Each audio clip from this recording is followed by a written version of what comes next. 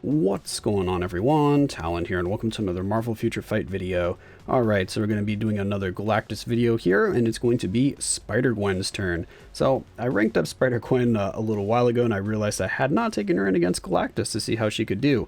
We have her fully leveled up here. She's transcended, her potential is awakened, all of that, so she's fully leveled up and ready to go. And I even have quite a bit of Urus on her as well. We've got a few Odin's Blessings, so I was kind of decking her out a little bit to make her work or be a little more viable against Null, which I'm still working on that video. I'm trying to get her to beat Null, but I'm having a little bit of difficulty with my current build here, mainly probably because of my cards not having a lot of physical attack, and also because that first phase of Null, her fourth attack, or her fourth skill here, the end of the fourth skill, when she does that roar, doesn't hit him, or the damage doesn't register against him. So hopefully they fix that, because that's missing out on a good portion of damage that she could be taking advantage of.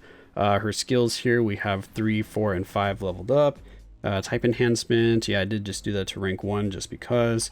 Her isolate set, we have overdrive, and for her obelisk here, we have a max HP, crit rate 200 proc. So yeah, pretty good obelisk there, and she works just fine with the regular obelisk. Don't need to go with the CP of rage or anything like that. And we're sitting with a mythic uniform. Take a look at the details here.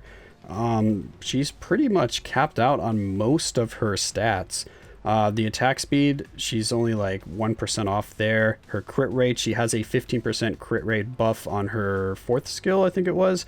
So that will be maxed out as well as soon as I use that buff. And her crit damage, we're only 3% off. Her ignore defense is maxed. Her skill cooldown is maxed. Her dodge is pretty close to max. So yeah, she has a lot of stats that are really close to max. So Spider-Gwen is looking pretty good here.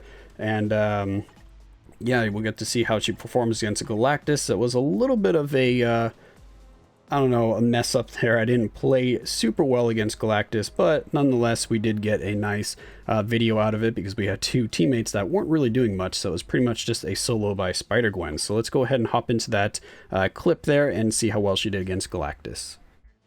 Alright, so here we are loading into the fight. As you can see, we've got two random teammates here that aren't really going to be doing much. We have a tier 3 Iron Man, and the other guy just has some level 60 characters. So this is pretty much going to be up to my Gwenom here to just carry this fight. We're going with a Beast lead here for the physical attack, and then we have Shuri for her tier 2 passive. And right here I messed up the starting rotation, so we missed out on quite a bit of damage here, because you definitely want to use your third skill before going into whatever skill you're going to proc on, whether it be your fourth skill or your awakening skill, because you get that accumulation, and then accumulation does make a pretty big difference. So I keep forgetting to do that for some reason with Gwenom. I think I started, yeah, I do that now, so all of the damage here should be increased because of the third skill. As you can see, her damage is really good because I'm doing all the damage here. These two guys aren't really doing much in terms of the DPS. They're pretty much just tickling Galactus for me while I try to cut him down. But yeah, as you can see, when I did the awakening skill there with my accumulation active, the damage was significantly better. We went from doing something like 5 bars to doing like 8 or 9 bars. I might be exaggerating a little bit right there. I just saw bars flying, so I like to say that it's more than it actually is, but we're still doing a respectable amount of damage. So whether it's so whether it's like 4 bars like it was there, or let's see how much we get here with the, why did that guy leave? He's getting a free carry. Yeah, there we go. Quite a few bars just melting there. Yeah, I really like Gwenom. I love the animations. I love the look of the character. She's probably one of my favorite characters right now in Marvel Future Fight to play, and she's just a really strong character as well. So looks aside, she still does really good damage. She's got great survivability, just because she's very easy to max out her dodge. She's got, I believe she had, what, 20 or 30% guaranteed dodge. Maybe I'm mistaken. Maybe she doesn't have the guaranteed dodge, but I thought she had some. But yeah, she seems to dodge a lot of attacks, so very good, like, overall character. She pretty much has it all. She's got the all defense down, of course, on her awakening skill, but she doesn't have any on her other skills, so she doesn't have that natively. So that's one thing that maybe she's missing, but hey, she's got everything else that you could need. You got your healing, you've got your iframe to rely on, you've got your accumulation, You got the damage increase on the 5th skill. The only thing that would make her survivability a little bit better is if you went instantly into an iframe on her 4th skill, because right here I kind of wasted an awakening skill. I tried to let it play out as long as possible before switching characters, so that is going to slow us down a little bit there. But what I was saying is the only thing that can make her better is if we had an instant iframe on the 4th skill, because the 4th skill you have kind of a wind up before you get into the actual skill animation or get into your iframe. So a lot of times I've had the boss just iframe and then cancel me out of that skill, or if they get lucky and actually hit me and I don't dodge the attack. Look at this, I got super lucky right here. I didn't want to cancel the skill and I didn't want to switch, or I knew I couldn't really cancel into any skill because she doesn't have any with a short enough animation that it would make a difference. And we're sitting at 1 HP. Look at that. She's hanging on. 1 HP. We got to bring this back here. I need to get some 3rd skills off to heal up a little bit. So 1 3rd skill healed us for like 9k. So it's actually pretty good. She gets quite a few procs of the healing on the 3rd skill. And there we go.